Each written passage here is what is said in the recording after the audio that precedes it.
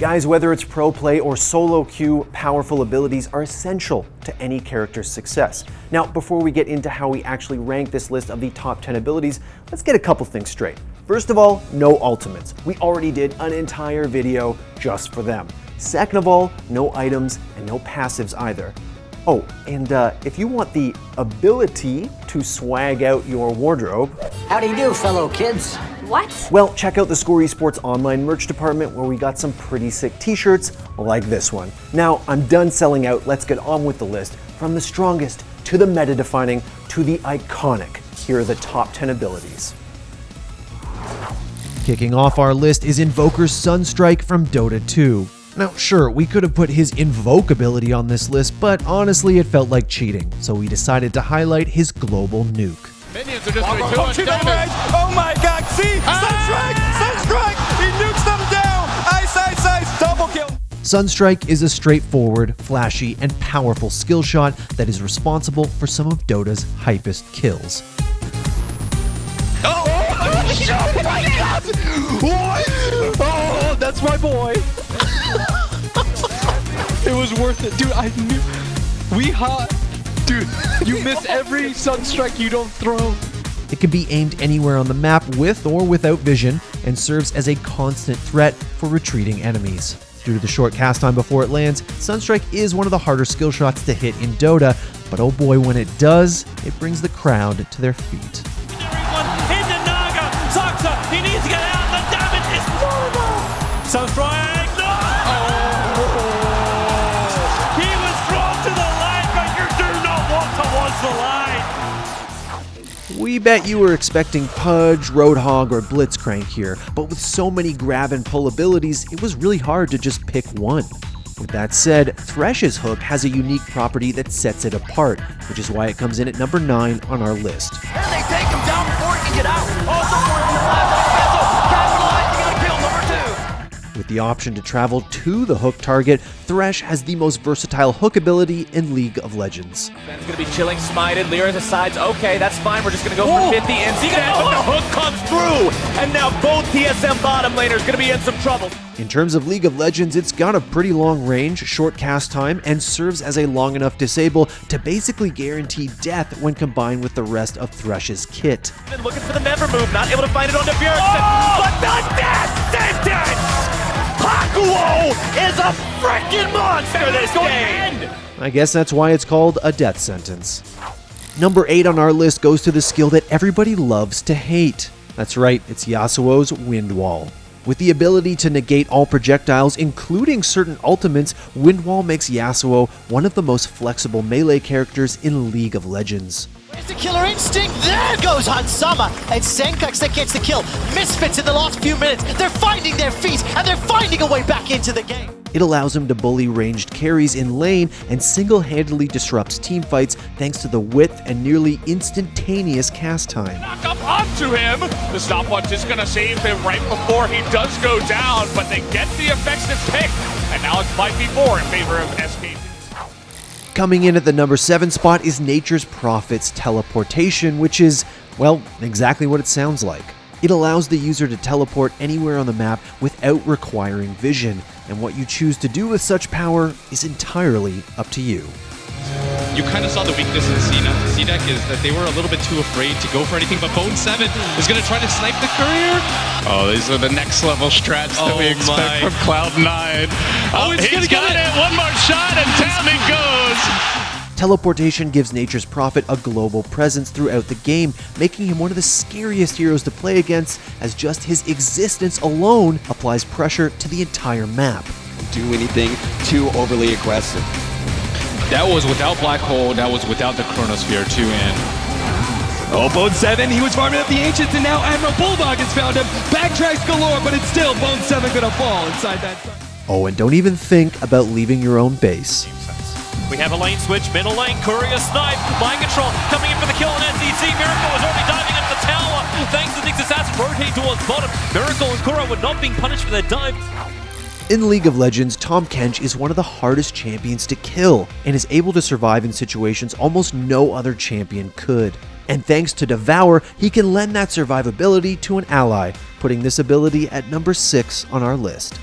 There's the call of the Forge God. They're looking for a good double knockup. Comes out from Tal, but the Nature's Grasp is there. Faker right in the backline. The exhaust comes in and Tal grabs the first kill. Not only can Devour save allies from certain death, but Tahm Kench can use it offensively as well to swallow an enemy, rendering them useless in a fight, only to be spat back out into the clutches of his team. Dragon, players are being lost, and Bjergsen looks like he wishes he could turn back time, but Turtle says no way. Simply put, a good Tahm Kench can change the entire flow of the game with expert use of Devour. Doesn't find anyone though, as in goes Faker to get it around the back. There's the Cataclysm. Emperor's Divide is dodged by Faker. He has his Zonyas as well, doing so much damage, but KT, they may have turned it around. Living Shadow is one of the most iconic non-ultimate abilities in all of League of Legends, which is one of the reasons it lands in at number 5 on our list. Didn't have a choice about the positioning, and another kill when he doesn't have a choice about it. Boop. Zed's W allows him to safely harass in lane thanks to the Shadow mimicking his other abilities, and with the added option to swap places with his Shadow, it offers all the traditional utility of a flash. And TSM is running for the hills. Winterfox should definitely be using a bit of this to get a push on as well. If TSM... It's up! There you go! Oh, he hit it! The solar flare! Oh, it goes just on the edge to keep vision of someone they already got! Oh, how did he get away? He dodged it again! Bjergsen running for his life! He dodges another missile! This is gonna be it! Helios gives up chase! Combined with the rest of Zed's arsenal, Living Shadow enables him to dive a target while staying deceptively safe, unlocking much of Zed's terrifying outplay potential. Oh, look at the cleanse, look at the moves! Faker, what was that? Coming in at number 4 is the fireball that redefined the entire fighting game genre. The Hadouken was the first projectile to appear in a fighting game and marked the first time in which a character could control space away from their body. That sort of max range of medium kick and sweep range as well. He's not really getting up close. Oh, that anti-air. Some moments of absolute beauty. Every Street Fighter game is balanced around the fireball, allowing for styles of play that otherwise wouldn't exist. The Hadouken inspired ranged abilities in other fighting games and has become a staple of the genre. Guy's important here. Yes! It's coming! I'm sick, bro. And perhaps the only thing more iconic in Street Fighter than Ryu himself is his Hadouken.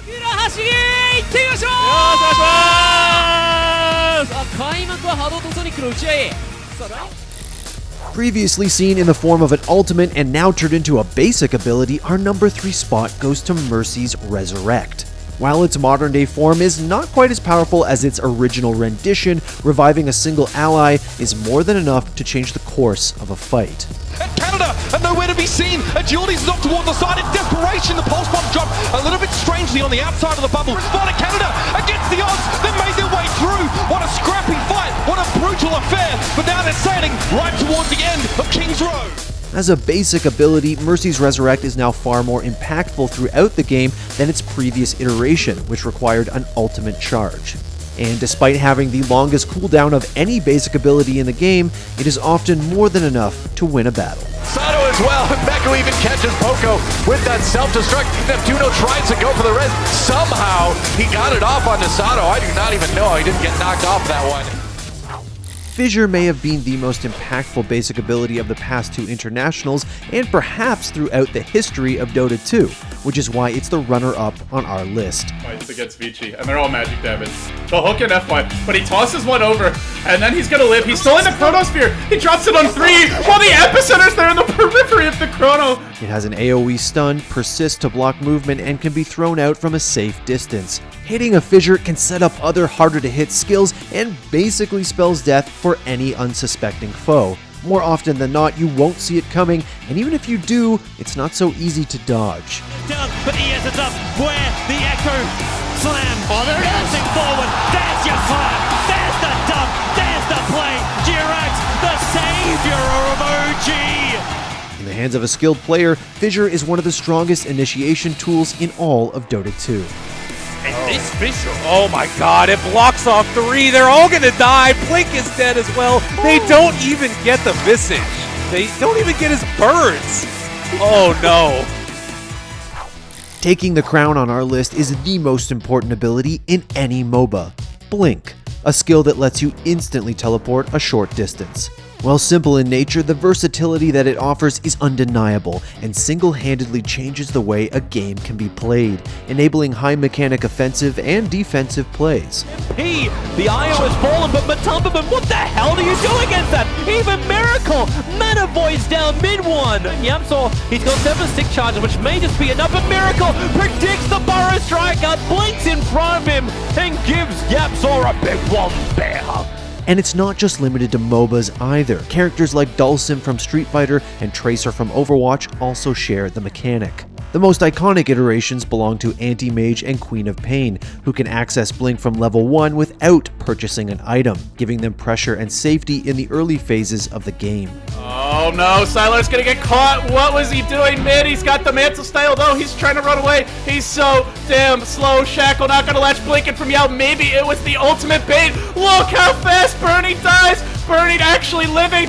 No, he's still alive. Ethereal Blade was used. And Blink never falls off, as it can be used to accelerate farm, finish off enemies, and escape from danger all throughout the match.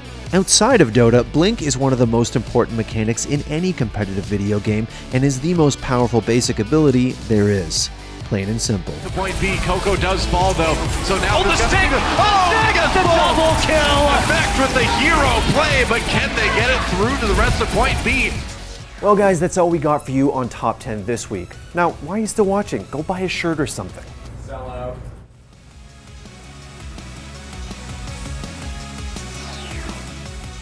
Thanks for watching. If you want more great content just like this, be sure to hit the subscribe button.